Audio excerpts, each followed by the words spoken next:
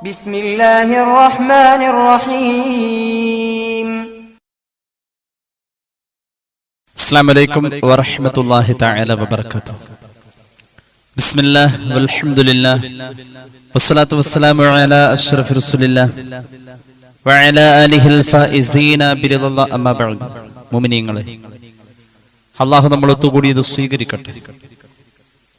നമ്മുടെ പാപങ്ങൾ അല്ലാഹു പുറത്തു തരട്ടെ, രോഗങ്ങൾ അല്ലാഹു ശിഫയാക്കട്ടെ, മരണപ്പെട്ടവരുടെ ഖബർ അല്ലാഹു സന്തോഷത്തിലാക്കട്ടെ, തെറ്റുകുറ്റങ്ങൾ അവർക്കും നമുക്കും അല്ലാഹു നിരുപാധികം മാപ്പാക്കി തരട്ടെ. നമ്മുടെയും കുടുംബത്തിന്റെയും സൃഷ്ട ആയുസ് അല്ലാഹു പൊരുത്തപ്പെട്ട വഴിയിലായി ഇസ്സത്തോടെ സന്തോഷത്തോടെ ദീർഘായുസ്സോടെ കഴിഞ്ഞ് ഈമാൻ സലാമത്തായി മരിക്കാനുള്ള മഹാഭാഗ്യം അല്ലാഹു നമുക്ക് എല്ലാവർക്കും നൽകട്ടെ എന്ന് ആമുഖമായി ദുആ ചെയ്യുകയാണ്. ജീവിതത്തിന്റെ ഏറ്റവും മനോഹരമായ കാലഘട്ടം എന്ന് പറയുന്നത് ഭാര്യാഭർത്തൃ ബന്ധത്തിന്റെ ഊഷ്മളമായ ആ സൗന്ദര്യങ്ങൾ നിറഞ്ഞു നിൽക്കുന്ന കാലമാണ്. മക്കളും ഭാര്യയും ഭർത്താവും ആ കുടുംബത്തിന്റെ ഏറ്റവും സൗന്ദര്യമുള്ള ഭാഗം, ജീവിതത്തിന്റെ ഏറ്റവും സൗന്ദര്യമുള്ള ഭാഗമാണ്. സ്വാഭാവികമാണ് കുടുംബ കലഹങ്ങൾ നമ്മുടെ നാട്ടിൽ സജീവം.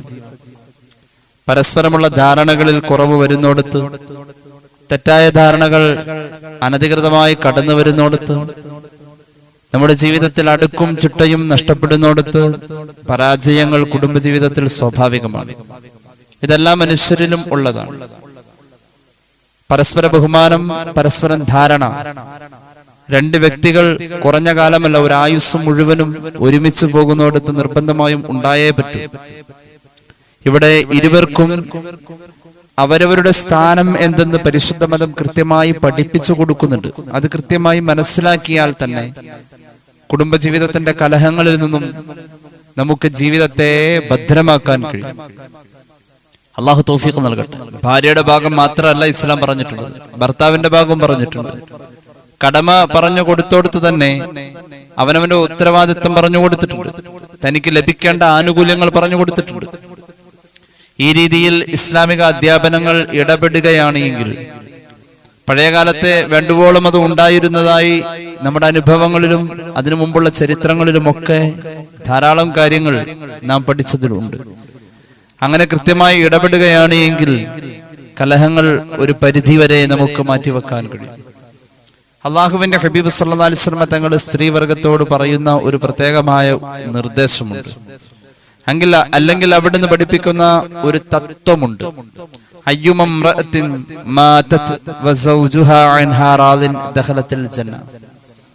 ഭർത്താവിന്റെ പൊരുത്തത്തോടുകൂടെ ഒരു പെണ്ണിന് മരിക്കാൻ കഴിഞ്ഞാൽ, ഒരു പെണ്ണ് മരണപ്പെട്ടു, ഭർത്താവിന് അവളോട് വലിയ പൊരുത്തമാണ് എങ്കിൽ അവൾക്ക് സ്വർഗം ഉറപ്പ് എന്ന് പുണ്യ നബി സല്ലല്ലാഹു അലൈഹി വസല്ലം ഇങ്ങനെ പറയുന്നിടത്ത് അവളുടെ ജീവിതത്തിന്റെ ഭാവി, മരണശേഷമുള്ള ഭാവി, പരലോക ജീവിതത്തിന്റെ ഓരോ സന്ദർഭങ്ങൾ പ്രത്യേകം പറയേണ്ടതില്ല.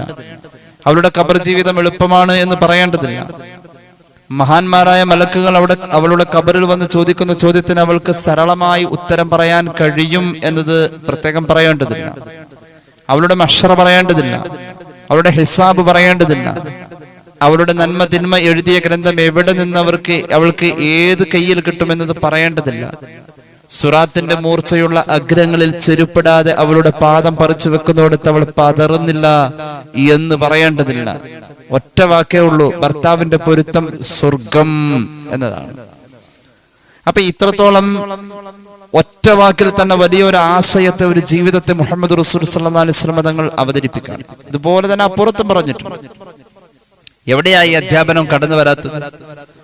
അള്ളാഹുവിന്റെ ഹബീബ് സല്ലല്ലാഹു അലൈഹി വസല്ലം തങ്ങൾ പറയുന്നത് ഭർത്താവിന്റെ പൊരുത്തം എത്രത്തോളം ഉണ്ടെന്നുള്ളത്. ഹബീബായ നബി കരീം സല്ലല്ലാഹു അലൈഹി വസല്ലം തങ്ങളുടെ കാലഘട്ടത്തിൽ ഒരു പെണ്ണിന്റെ ജീവിതം, ഒരു സ്വഹാബി, ഒരു മലയുടെ മുകളിലാണ് അദ്ദേഹത്തിന് ഒരല്പം ഭൂമി ഉണ്ടായിരുന്നത്. മലയുടെ മുകളിൽ ഇമാം ഗസാലി അവിടുത്തെ ഇഹ്യാഇൽ ഈ സംഭവം രേഖപ്പെടുത്തുന്നുണ്ട്.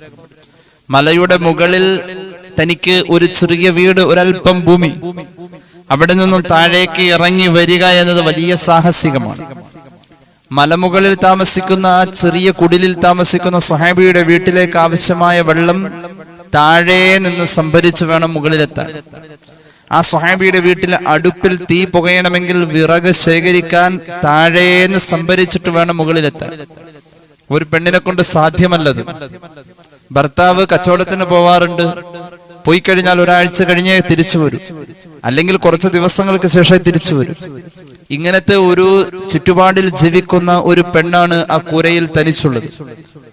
അങ്ങനെ വിജനമായ ഭാഗത്തെ കുന്നിന്റെ മുകളിലെ ആ ഒറ്റപ്പെട്ട വീട്ടിൽ നിന്നും താഴേക്ക് അവൾ ഇറങ്ങി വരാ എന്നത് വലിയ സാഹസികമാണ്, ത്യാഗമാണ്, കഷ്ടപ്പാടാണ്.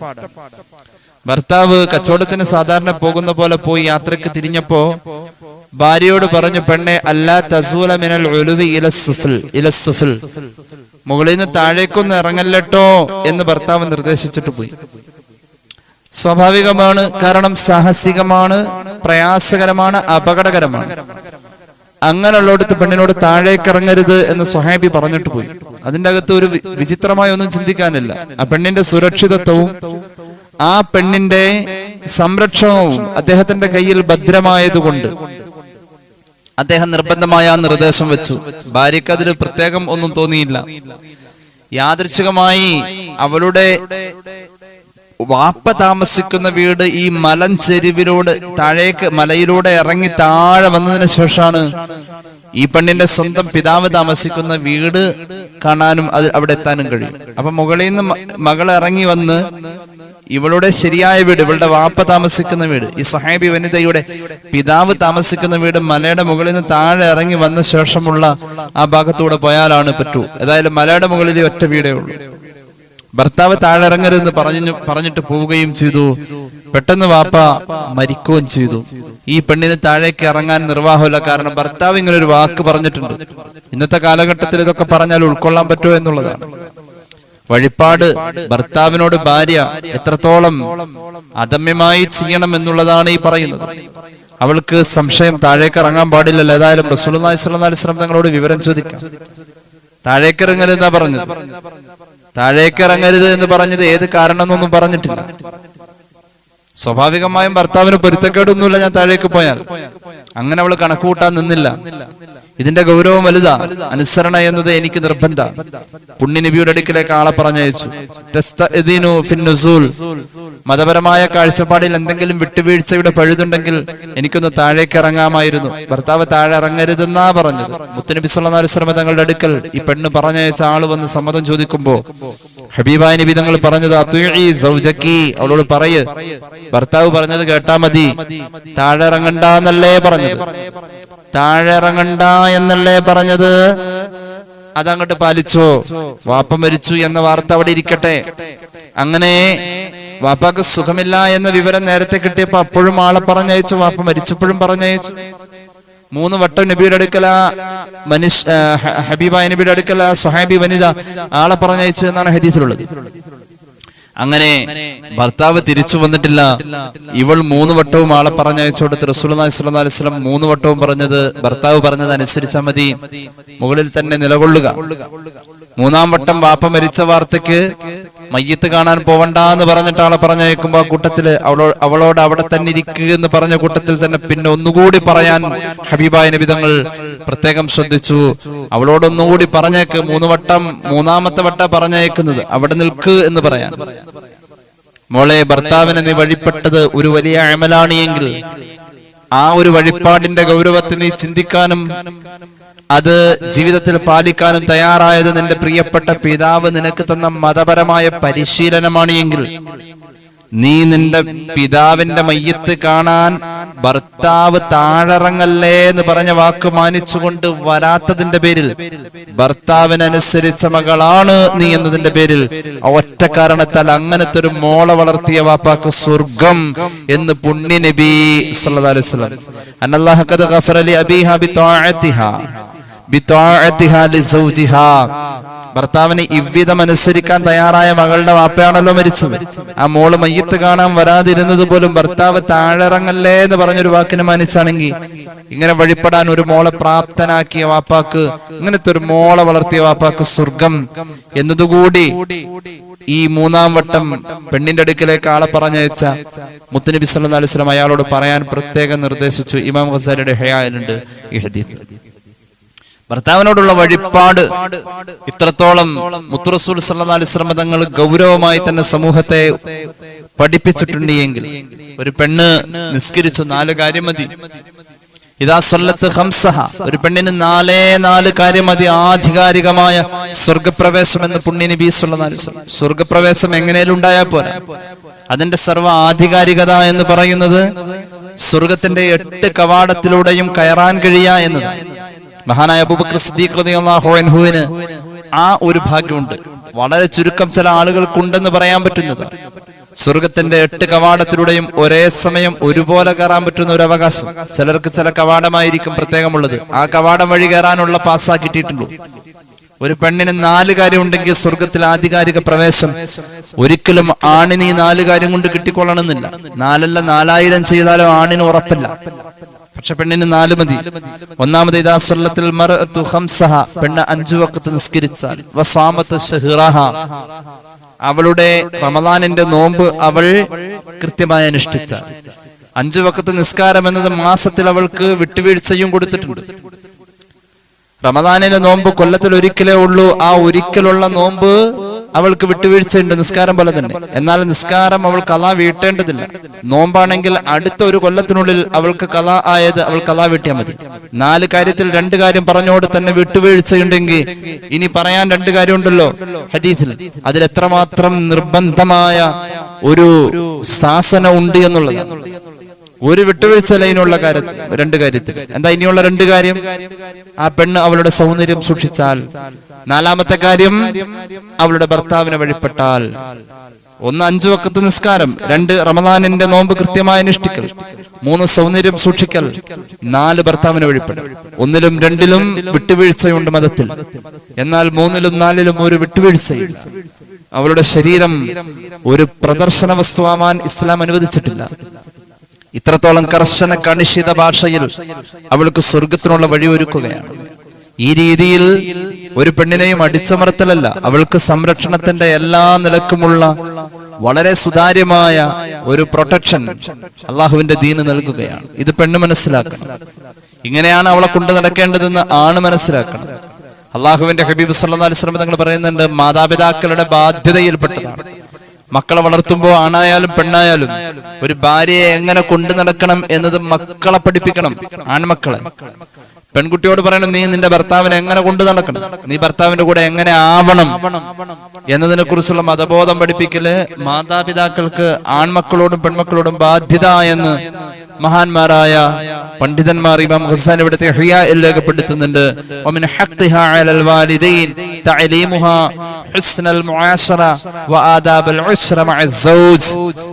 പെൺകുട്ടിയാണ് എങ്കിൽ ഭർത്താവിനോടുകൂടെ എങ്ങനെ സമ്പർക്കം, ഭർത്താവിനോടുകൂടെ എങ്ങനെ ജീവിക്കണം, അതിന്റെ ആദാബുകൾ പഠിപ്പിക്കൽ, അത് സംബന്ധമായ ആത്മീയമായ ശാസനകൾ പഠിപ്പിക്കൽ മാതാപിതാക്കൾക്ക് നിർബന്ധം. ഇതേപോലെ തന്നെ ആൺമക്കൾക്കും കൊടുക്കണം. ഒറ്റ വാക്കിൽ പറഞ്ഞാൽ ഒരു പ്രീമാരിറ്റൽ കോഴ്സ് കുടുംബത്തിൽ നിന്ന് തന്നെ മക്കൾ പഠിക്കണം. അത് പഠിപ്പിക്കൽ നിർബന്ധമെന്ന് മഹാനായ ഇമാം ഗസാലിയെ പോലെയുള്ളവർ രേഖപ്പെടുത്താം. എന്നിട്ട് അതിന് മഹാന്മാർ ഉപോത്ബലകമായി കൊടുക്കുന്ന ഒരു സംഭവമുണ്ട്. മഹദിയായ അസ്മാ ബിൻത് ഖാരിജ റളിയല്ലാഹു അൻഹ അവരുടെ മകളെ വിവാഹം കഴിച്ച് പറഞ്ഞയക്കുന്ന സന്ദർഭത്തിൽ അവളോട് പറയുന്നുണ്ട്, മോളെ, നീ നിലവിൽ താമസിക്കുന്ന നിന്റെ ഈ കൂരയുണ്ടല്ലോ, ഈ ചെറിയ വീട്, ഇതൊരു ചെറിയ കിളിക്കൂടാണ്. ഇവിടുന്ന് നീ അടുത്ത വലിയ കിളിക്കൂടിലേക്ക് പറന്നു പോവേണ്ടവളാണ്. ഈ വീട് ഉപേക്ഷിച്ച് ഒറ്റവാക്കിൽ പറഞ്ഞാൽ നിന്നെ ഇവിടുന്ന് പറിച്ച് അപ്പുറത്തേക്ക് നടാൻ പോവാ. ഇനി നിന്റെ വേരോടേണ്ടത് അവിടെയാണ്. അങ്ങനെ ഒരു ചിന്ത ഇന്നത്തെ പെൺകുട്ടികളിൽ കുറവാണ്. ഉമ്മ പറയും, എന്തേലും പ്രശ്നമുണ്ടെങ്കിൽ മോൾക്ക് പോരേന്നാ പറയാ. കാരണം ഇത് നിന്റെ വീടാ മോളെ എന്നാ. അങ്ങനെയല്ല പറഞ്ഞത്. നിന്നെ ഇവിടെ നിന്ന് പറിച്ച് നടാണ് അപ്പുറത്തേക്ക്. ഇനി നിന്റെ വേരോടേണ്ടത് അവിടെയാണ്. ഈ ഒരു ചിന്ത, ഇനി എന്ത് പ്രശ്നമുണ്ടെങ്കിലും ഇങ്ങോട്ട് വരാൻ ഒക്കൂല എന്ന് പറയുന്ന പോലെ അതോടൊപ്പം തന്നെ അവളോട് പറഞ്ഞു, ഫസ്റുത്തി ഇലാ ഫിറാശിൻ ലം തഅരിഫീഹ്, ഇതുവരെ നിനക്ക് പരിചയമില്ലാത്ത ഒരു വിരിപ്പും ബെഡ്റൂമുമാണ് ഇന്ന് മുതൽക്ക് നിനക്ക് കണക്കാക്കപ്പെട്ടിട്ടുള്ളത്. ഇതുവരെ നിനക്ക് പരിചയമില്ലാത്ത വിരിപ്പും ബെഡ്റൂമുമാണ് ഇന്ന് മുതൽ നിനക്കുള്ളത്.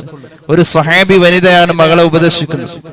അതുകൊണ്ട് മോളെ, നിന്റെ കൂടെ ജീവിക്കുന്ന ഭർത്താവിന് നീ ആയിത്തീരണം അർലൻ, നീ ഭൂമിയോളം താന്നു കൊടുക്കേണ്ടി വരും.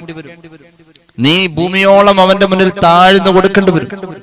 അങ്ങനെ വരുമ്പോൾ നീ ഭൂമിയോളം താഴ്ന്നാൽ സ്വാഭാവികമാണ് യകുൻ ലകി സമാഅ, അവൻ നിന്റെ മുകളിൽ ആകാശം പോലെ വിടർന്ന് നിനക്ക് തണലിട്ട് തരും.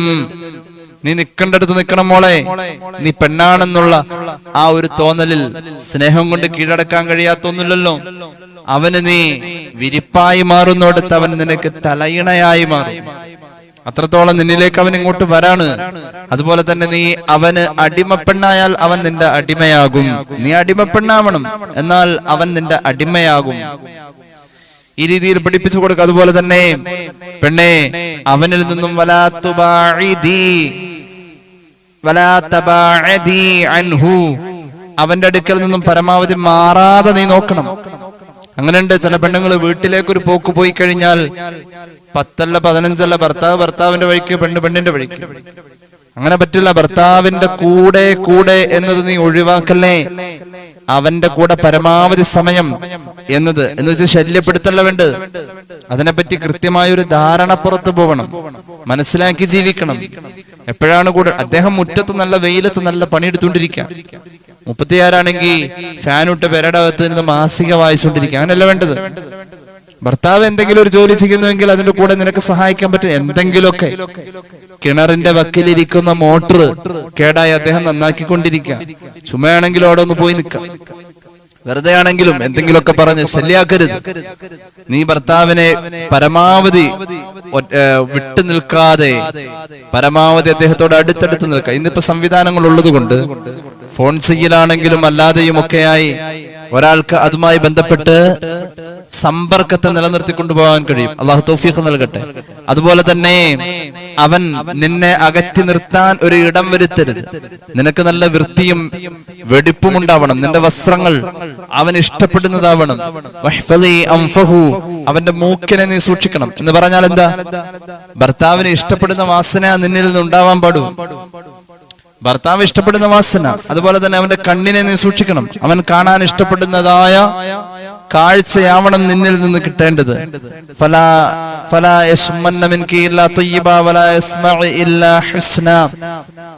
അവൻ നിന്നിൽ നിന്നും നല്ലത് മാത്രമേ കേൾക്കാവൂ. അവന്റെ കാതിനെ ചോടിപ്പിക്കുന്നതൊന്നും പറയരുത്. ഈ രീതിയിൽ മകൾക്ക് ഉമ്മ ഉപദേശം കൊടുക്കാം. ഇതെല്ലായിടത്തുമുണ്ട്. ഒരു ഹദീസിൽ കാണാം, ഇമാം തബറാനിയുടെ അൽ മുഅ്ജമുൽ കബീറിൽ കാണാം, ഹബീബായ നബി തങ്ങളുടെ പ്രിയപ്പെട്ട സ്വഹാബി ഇർബാദ് ഇബ്നു സാരിയ റളിയല്ലാഹു അൻഹു മഹാനവറുകൾ പറയും. ഇത് പലപ്പോഴും നമ്മൾ പറഞ്ഞിട്ടുണ്ട് ഈ ഹദീസ്. മഹാനവറുകൾ പറയാണ്, പ്രവാചക സദസ്സിൽ സല്ലല്ലാഹു അലൈഹി വസല്ലം അല്ലാഹുവിന്റെ ഹബീബ് സല്ലല്ലാഹു അലൈഹി വസല്ലം തങ്ങൾ സ്വഹാബികൾക്ക് ഇൽമു പറഞ്ഞുകൊണ്ടിരിക്കുക. അന്ന് പറഞ്ഞത് ഇന്ന റജുല ഇദാ സഖംറഅതുഹു അൽ മാഅ ഉജിറ എന്നാണ്. ഒരു ഭർത്താവ് ഭാര്യക്ക് കുടിക്കാൻ വെള്ളം എടുത്തു കൊടുത്താൽ, അങ്ങനെ പറഞ്ഞു. അന്ന് പഠിപ്പിച്ച ഹദീസ്, ഭർത്താവ് ഭാര്യക്ക് കുടിക്കാൻ വെള്ളം എടുത്തു കൊടുത്താൽ ഉജിറ, അതിന്റെ പേരിൽ ഭർത്താവിന് സദഖയുടെ കൂലിയുണ്ടെന്ന് മുഹമ്മദ് റസൂൽ സല്ലല്ലാഹു അലൈഹി വസല്ലം. എന്താ പറഞ്ഞ? ഭർത്താവിന് സദഖയുടെ കൂലി കിട്ടപ്പോഴാ ഭാര്യക്ക് കുടിക്കാൻ വെള്ളം ഭർത്താവ് എടുത്തു കൊടുക്കുന്നിടത്ത് സദഖയുടെ കൂലി എന്ന് പുണ്യ നബി സല്ലല്ലാഹു അലൈഹി വസല്ലം. ഇത് പറഞ്ഞ് ഹദീസ് പറഞ്ഞു തീർന്നപ്പോഴേക്കും ഫഖുംതു ഇലൈഹ, ഞാൻ എഴുന്നേറ്റു എന്റെ പ്രിയപ്പെട്ടവളുടെ അടുക്കലേക്ക്. എന്നിട്ട് ഫസഖൈതുഹാ മിനൽ ബാഇ, ആവശ്യപ്പെട്ടൊന്നുമില്ല, എന്റെ പെണ്ണിന് ഞാൻ കുറച്ച് വെള്ളം എടുത്തു കൊടുത്തു. എന്നിട്ട് കുടിക്കാൻ പറഞ്ഞു. അവള് കുടിച്ചു കഴിഞ്ഞപ്പോ ചോദിച്ചു, അല്ല എന്താണ് ഇപ്പൊ ഇങ്ങനെ വെള്ളമൊക്കെ എടുത്തു തന്നിട്ട് എന്നെ കൊണ്ട് കുടിപ്പിച്ചത്? ഒന്നുമില്ല മോളെ,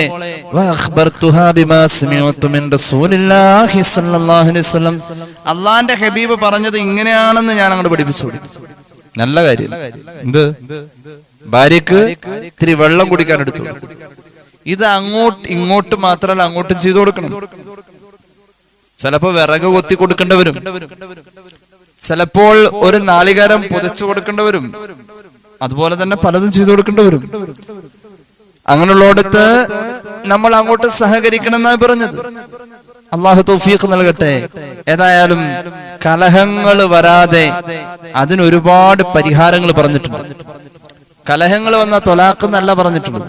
അങ്ങോട്ടൊന്നും പോകാൻ പാടില്ല. കലഹങ്ങൾ വന്നു കഴിഞ്ഞാൽ അതിന് ഇസ്ലാം ഒരു 4-5 സ്റ്റെപ്പുകൾ വെക്കുന്നുണ്ട്. അതിനപ്പുറത്തേക്ക് ഏകദേശം ഖുർആന്റെ ആയത്തുകൾ തന്നെ പറയുന്ന 4 സ്റ്റെപ്പ് ഉണ്ടെന്ന. വിവാഹമോചനം സജീവമാണ്. വിവാഹം പോലെ തന്നെ വിവാഹമോചനം. വിവാഹമോചനത്തിന്റെ വഴിക്കല്ല പോണ്ടത്. കലഹങ്ങൾ വന്നു കഴിഞ്ഞാൽ പരിശുദ്ധ ഖുർആൻ കൃത്യമായി ഇടപെടുന്നുണ്ട്. അതിന്റെ ആദ്യ അവസരം മുതൽ തന്നെ ഖുർആൻ ഇടപെടുന്നുണ്ട്. അത് പരിഹരിക്കാനുള്ള 4 നിർദ്ദേശങ്ങൾ. 1 കഴിഞ്ഞിട്ട് അതിൽ പരിഹരിച്ചില്ലെങ്കിൽ 2 ഉപയോഗിക്കണം എന്നല്ല പറഞ്ഞത്. ആ 1 തന്നെ ഉപയോഗിച്ചാൽ മതി. ഒന്നാമത്തെ പരിഹാരം ഉപദേശമാണ്. അത് തന്നെ ഉപയോഗിച്ചാൽ മതി. അത് തന്നെ പല രീതിയിലാവാം. അത് നല്ല ഭാഷയിലാവാം, ഉപദേശം സ്നേഹത്തിന്റെ ഭാഷയിലാവാം, ശകാരത്തിന്റെ ഭാഷ. പരമാവധി പെണ്ണിനെ ഉപദേശിക്കുന്നിടത്ത് അവരെ ചൊടിപ്പിക്കാതെ വാശി കയറ്റാതെ നോക്കണം. കാരണം അത് ഹൃദയത്തിലാ ഉപദേശത്തിൻ്റെ. അത് സ്നേഹത്തിലൂടെ കൊടുക്കാൻ നോക്കണം. അത് ഏതെങ്കിലും ഒരു കാര്യം സാധിക്കാൻ നിബന്ധന വെച്ചുകൊണ്ട് കൊടുക്കണം. ഞാനത് ചെയ്തുതരാം, പക്ഷെ ഇതിങ്ങനെ ചെയ്യോ? പക്ഷെ പിന്നെയും പഴയതുപോലെ വളഞ്ഞതാണേ, വളഞ്ഞ എല്ലാണെന്ന് പുണ്യ നബി സല്ലല്ലാഹു അലൈഹി വസല്ലം പഠിപ്പിച്ചിട്ടുണ്ട്. ആ വളവ് കാണിക്കും. ഇത് നേരെ തിരിച്ചു ആവാം. എങ്ങനെ? ഭർത്താവിനോടും അദ്ദേഹത്തിൽ നിന്നും ദുസ്സഹമായ പലതും അനുഭവപ്പെട്ടാൽ ഉപദേശം ഉണ്ടാക്കാം. ഉപദേശിക്കുന്നതിന് ഓരോ ഘട്ടത്തില് ഓരോ രീതിയിൽ ഇടപെട്ട് കഴിഞ്ഞാൽ അത് നേരെ തിരിച്ചോ. ഇത് അങ്ങോട്ടും ഇങ്ങോട്ടും ഉള്ളതാണ്. അല്ലാതെ പെണ്ണ് മാത്രം മോശം, ആണുങ്ങൾ നല്ല, അങ്ങനെയല്ല. ആ കാഴ്ചപ്പാട് ഇസ്ലാമിനില്ല.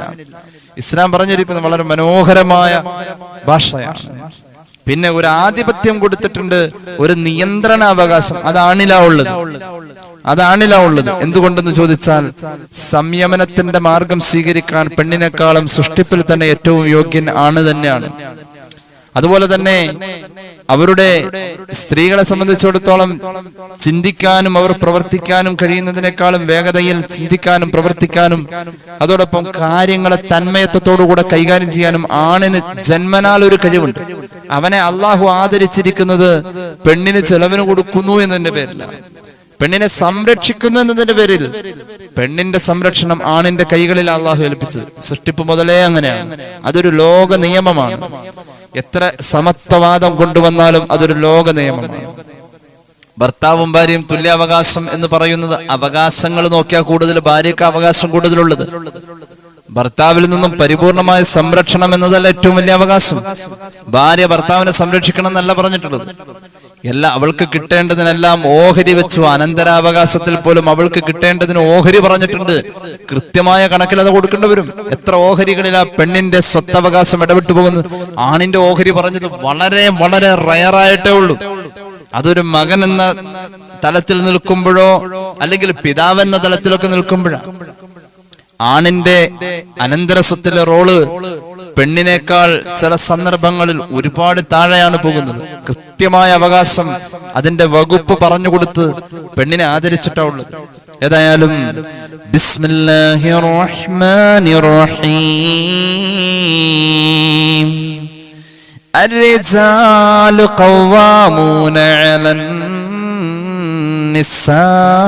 النساء بما فضل الله بعضهم على بعض وبما أنفقوا من أموالهم فالصالحات قانتات حافظات للغيب بما حفظ الله واللاتي تخافون نشوزهن فعظوهن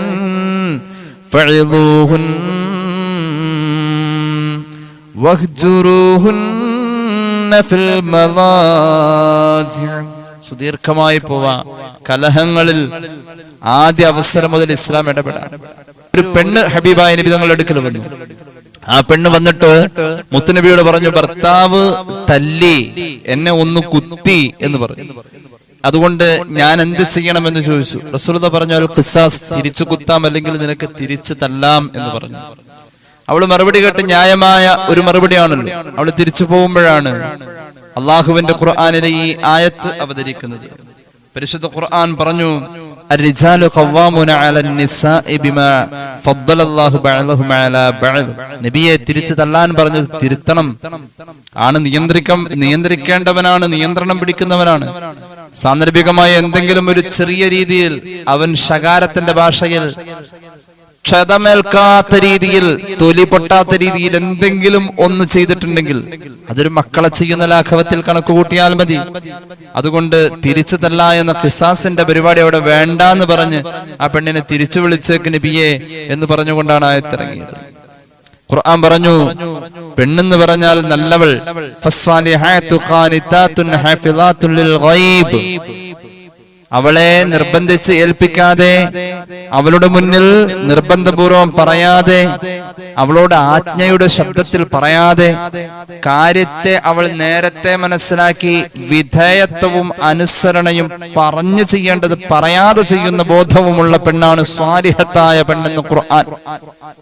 മാത്രമല്ല, അസാന്നിധ്യത്തിൽ ഭർത്താവിന്റെ നിയന്ത്രണങ്ങളില്ലാതെ സ്വയം അവളെയും അവന്റെ സമ്പത്തിനെയും അവളുടെ ഉത്തരവാദിത്വത്തെയും സൂക്ഷിക്കുന്നവളാണ് എങ്കിൽ അവളാണ് സ്വാലിഹത്ത് എന്ന് പരിശുദ്ധ ഖുർആൻ. പിന്നെ കൃത്യമായി തന്നെ പറഞ്ഞു, വല്ലാത്തി തഖാഫൂന നുശൂസഹുന്ന ഫഇദുഹുന്ന. കലഹങ്ങളുടെ ആദ്യ അവസരം കേട്ടോളൂ. പെണ്ണില് പിണക്കം കണ്ടു കഴിഞ്ഞാൽ എന്താണ് ചെയ്യേണ്ടത്? ഫഇദുഹുന്ന, അവളെ നിങ്ങൾ ഉപദേശിക്കണേ. എങ്ങനെ ഉപദേശിക്കേണ്ടത്? ഉപദേശം എന്ന് പറഞ്ഞാൽ അള്ളാഹുവിനോട് അവൾക്ക് ഭയം തോന്നുന്ന രീതിയിലുള്ള ദീനിയായ കാര്യങ്ങൾ പറഞ്ഞു കൊടുത്ത് ഉപദേശിക്കണമെന്ന. അള്ളാഹനെ പറഞ്ഞ് അവളെ പേടിപ്പിക്കണം. എങ്ങനെയാ?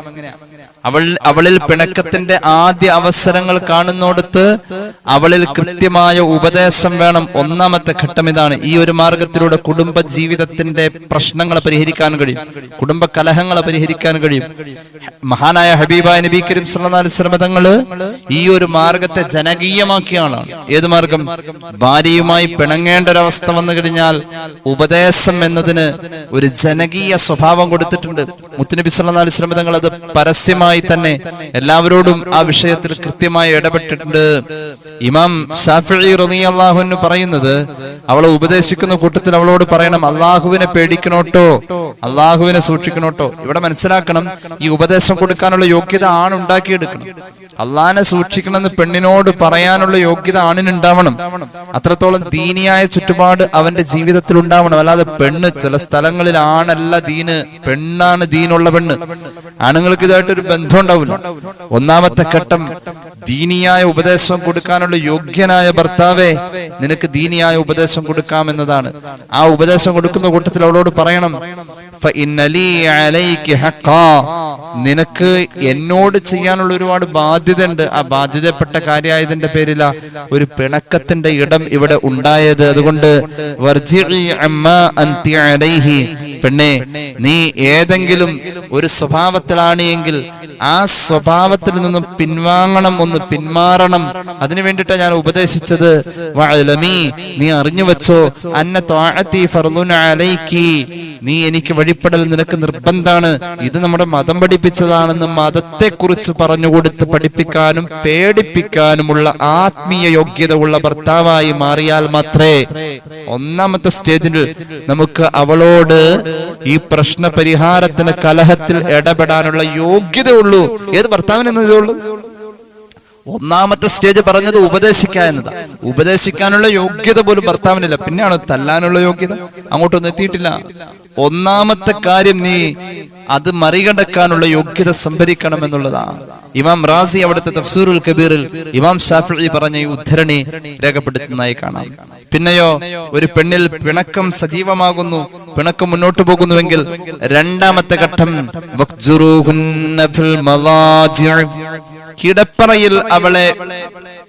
കിടപ്പറയിൽ അവളെ വെടിയുക എന്ന് പറഞ്ഞത്. കിടപ്പറയിൽ ഒഴിവാക്കുക എന്ന് പറഞ്ഞാൽ വേറെ റൂമിൽ പോയി കിടക്കുക എന്നുള്ളതിനർത്ഥം. മഹാനായ ഇബ്നു അബ്ബാസ് റളിയല്ലാഹു അൻഹു പറയുന്നുണ്ട്, ശാരീരികമായ ബന്ധപ്പെടൽ ഒഴിവാക്കാം എന്നതാണ് അതിനർത്ഥം.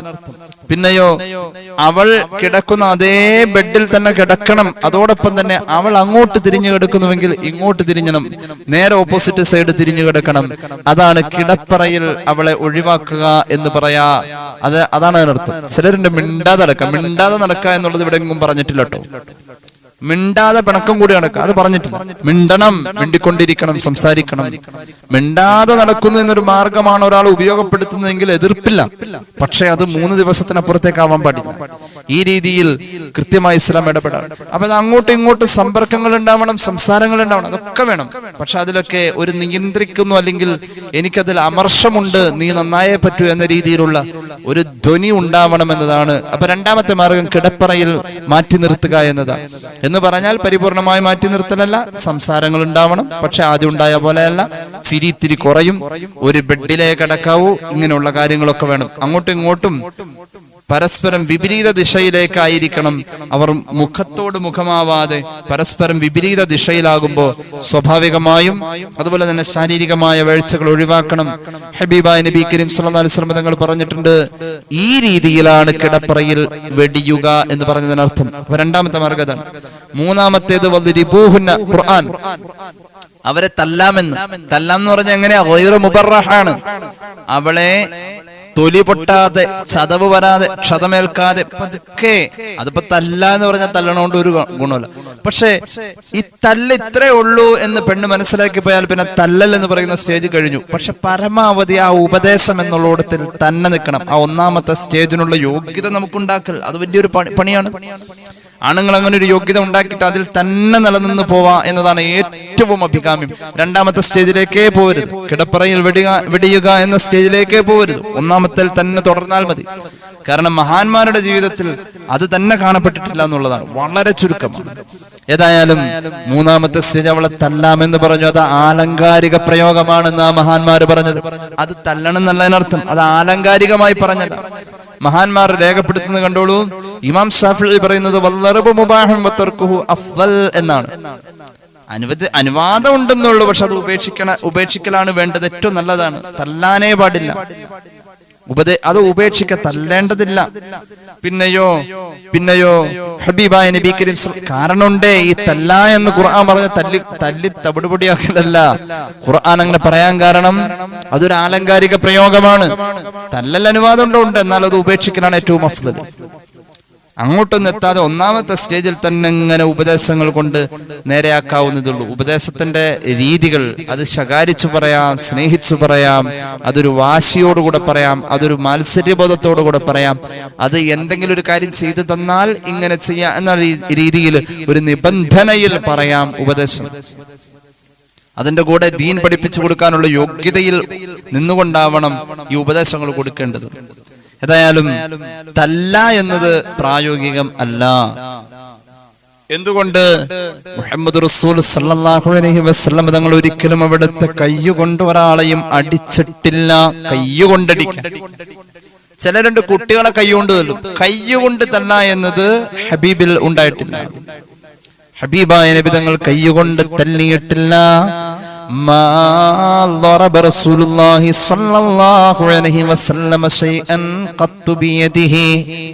അവിടുത്തെ കയ്യുകൊണ്ട് ഒരാളെയും ഒന്നിനെയും റസൂലുള്ളാഹി തല്ലിയിട്ടില്ല. വലംറഅതൻ, ഭാര്യമാരെ ഒരാളെയും അവിടുന്ന് തല്ലിയിട്ടില്ല.